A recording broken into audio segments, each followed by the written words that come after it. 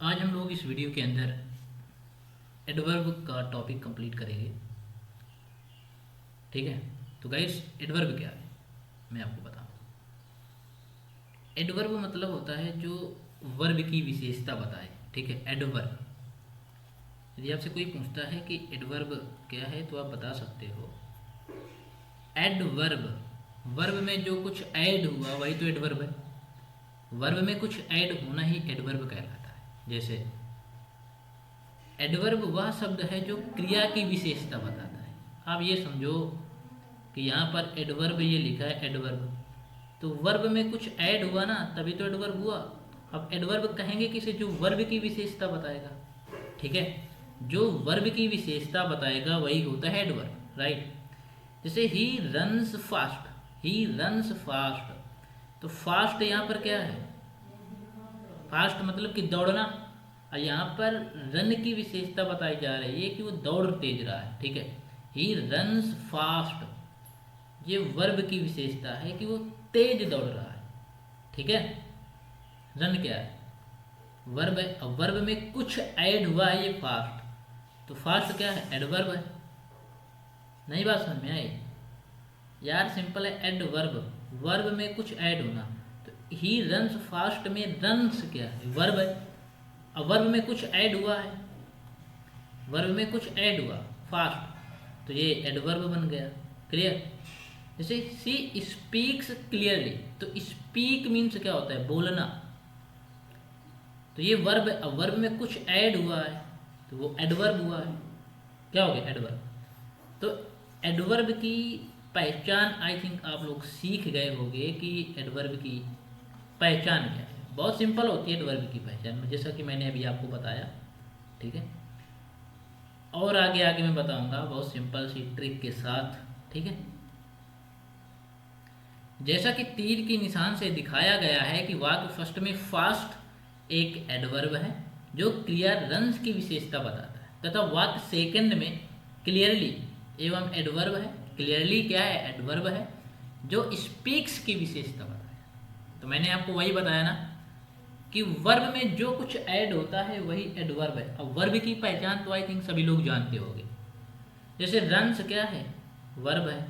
अब वर्ब में कुछ ऐड हुआ है तो ये एडवर्ब है। सी स्पीक्स क्लियरली, स्पीक क्या है? वर्ब है। अब वर्ब में कुछ ऐड हुआ है तो ये एडवर्ब है। क्लियर? आगे देख लेते हैं। जैसे यू आर एब्सोल्युटली राइट, क्या लिखा है? You are absolutely right. तो अब देखो वर्ब ये क्या है? ये आर है, वर्ब। आर क्या है? वर्ब है। अब वर्ब में कुछ ऐड हुआ है तो ये एडवर्ब है। You are absolutely right. Absolutely क्या है? एडवर्ब है। राइट एडजेक्टिव है। राइट क्या है? एडजेक्टिव है। अब एडवर्ब की एक सिंपल सा फंडा क्या है पहचानने का? जैसा कि मैंने एक बताया कि वर्ब में कुछ ऐड हुआ तो एडवर्ब है। और एक बात यह है कि लास्ट में एल वाई लगा होगा। क्या? एल वाई लगा होगा तो वो एडवर्ब होते हैं। ठीक है, she is very good girl, she is a very good girl, तो ये इज क्या है? वर्ब है। वर्ब में कुछ ऐड हुआ, वेरी क्या है? एडवर्ब है। गुड क्या है? एडजेक्टिव है। गर्ल क्या है? नाउन है। आ गई बात समझ में? वर्ब के बाद में जो होगा वो एडवर्ब कहलाएगा। किसी क्रिया विशेषण एडवर्ब की विशेषता बताता है। एडवर्ब का मतलब होता है क्रिया विशेषण। एडवर्ब को हिंदी में क्या बोलते हैं? क्रिया विशेषण। वीडियो को लास्ट तक देखना, एक एक पॉइंट को हम लोग लेकर चलते हैं। ठीक है, एक एक पॉइंट को सीखेंगे कि कैसे क्या होता है, कैसे क्या नहीं होता है। अब चलो देख लेते हैं आगे। अब जैसे यहाँ पर ये पॉइंट है, किसी क्रिया विशेषण एडवर्ब की, मतलब कि जो एडवर्ब विशेषता बताता है, किसकी विशेषता बताता है? वर्ब की विशेषता बताता है। सी राइट्स वेरी केयरफुली। मैंने बताया लास्ट में यदि एल वाई होगा तो एडवर्ब होगा, तो ये केयरफुली क्या है? एडवर्ब। सी राइट्स वेरी, राइट्स क्या है? वर्ब है। वर्ब में कुछ ऐड हुआ है, वेरी, वेरी क्या है? एडवर्ब है। वेरी क्या है? एडवर्ब है। तो आई थिंक एडजेक्टिव एडवर्ब पहचाना आई थिंक आप लोग सीख गए होंगे। ठीक है, you can run very fast, क्या लिखा है, you can run very fast. तो क्या सिंपल है यार, आप बता सकते हो। कैन क्या है, वर्ब है, वर्ब में कुछ ऐड हुआ है। वेरी क्या है, एडवर्ब है। फास्ट क्या है, ये भी एडवर्ब है। You can run very fast, ठीक है। किसी प्रीपोजिशन की विशेषता बताता है, जैसे the bird flew exactly over his head. Over क्या है, प्रीपोजिशन है। एग्जैक्टली एल वाई लगा है, एडवर्ब है, ठीक है। अगला पॉइंट कहता है किसी कंजक्शन की विशेषता बताता है, जैसे he killed her simply, L Y लगा एडवर्ब है। बिकॉज क्या है, कंजक्शन है। She had refused to marry him, she had refused to marry him. यदि आप लोग एडजेक्टिव एडवर्ब की पहचान नहीं जानते तो आई थिंक आप लोग सीख गए होंगे यहाँ से, ठीक है, कि कैसे क्या पहचानते हैं। अगला नंबर है, अगला पॉइंट हमारा ये कहता है कि किसी वाक्य सेंटेंस की विशेषता बताता है, जैसे fortunately he did not receive any injury, ठीक है। फॉर्चुनेटली एल वाई लगा है, एडवर्ब है। He did not receive any injury, तो he did not receive any injury जो लिखा है ये सेंटेंस है।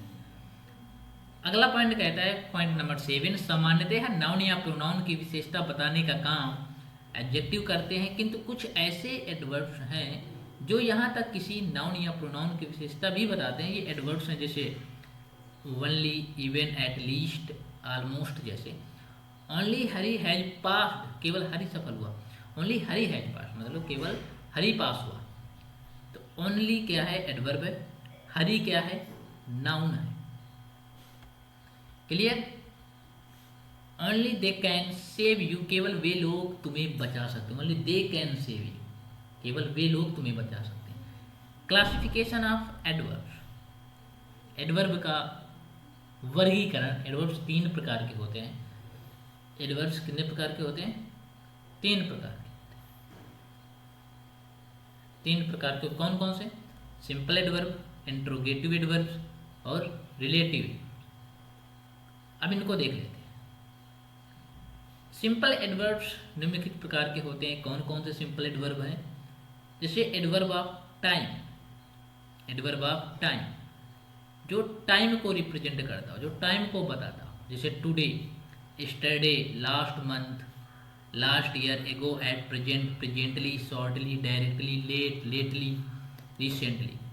ये सिंपल एडवर्ब्स हैं। सिंपल एडवर्ब्स में एडवर्ब ऑफ टाइम जो टाइम को रिप्रेजेंट करे वो एडवर्ब ऑफ टाइम कहलाता है। अगला देख लेते हैं एडवर्ब ऑफ प्लेस जो प्लेस को रिप्रेजेंट करे, जैसे here, there, in, out, away, indoors, outdoors, far, near. अब एडवर्ब ऑफ प्लेस मैंने आपको एडवर्ब ऑफ प्लेस की इंट्रोगेटिव तथा रिलेटिव एडवर्ब्स, जैसे रिलेटिव एडवर्ब्स कौन कौन से होते हैं। तो रिलेटिव एडवर्ब्स में जैसे where, from, where.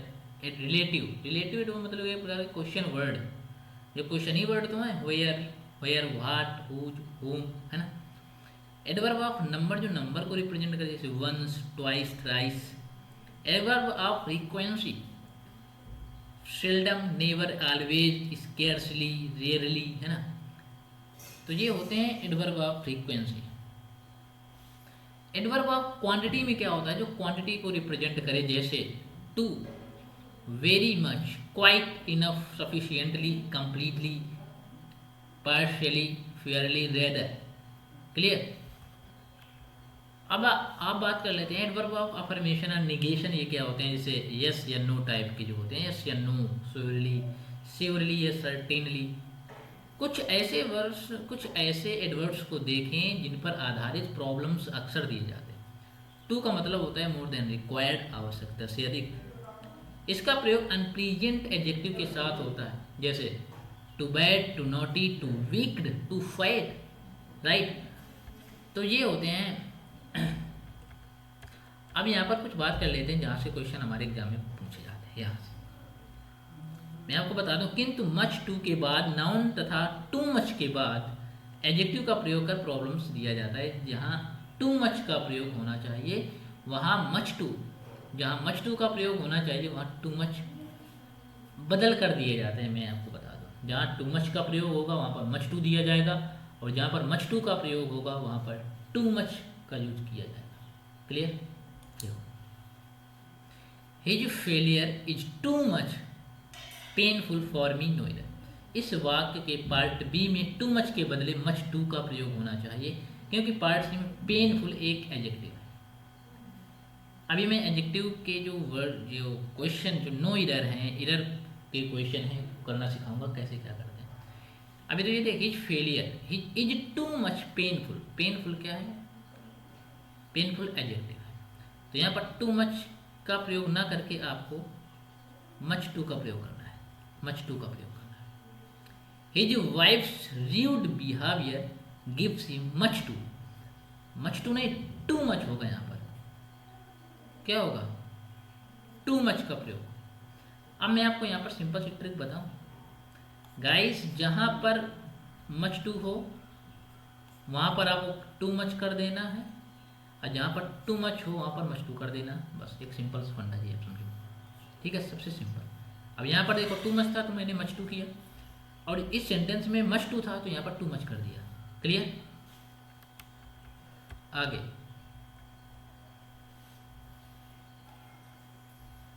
None to, मतलब कि नॉट वेरी। इसका प्रयोग प्लीजेंट या अनप्लीजेंट एडजेक्टिव्स के साथ होता है। This essay is none too good.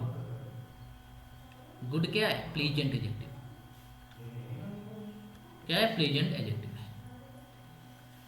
आगे देखते हैं अगला point. This essay is not very good. क्या लिखा है? This essay is not very good. This essay is none too bad. Bad क्या? अनप्लीजेंट एडजेक्टिव है। नन टू, नॉट, यह निबंध बहुत बुरा नहीं है। This essay is not very bad, मतलब कि यह निबंध बुरा नहीं।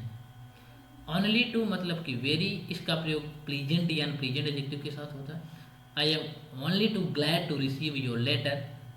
आई am very glad to receive your letter. Your performance is only too bad, या your performance is very bad. ठीक है, आगे देखेंगे।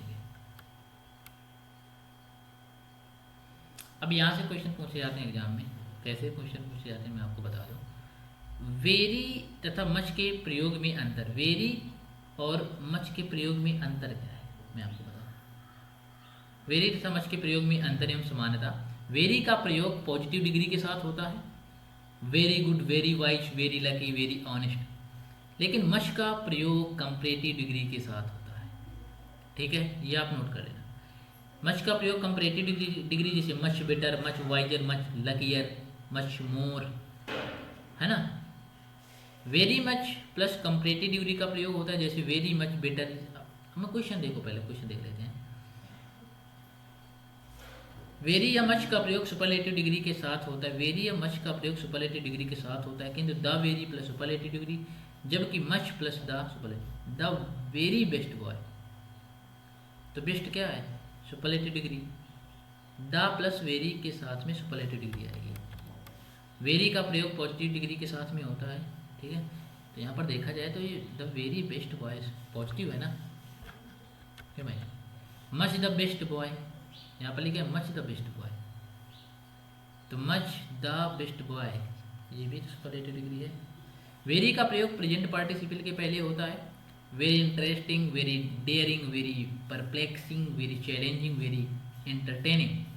किंतु मच का पास्ट पार्टिसिपल के साथ, जैसे much amazed, much grieved, much surprised, much admire. एक मिनट।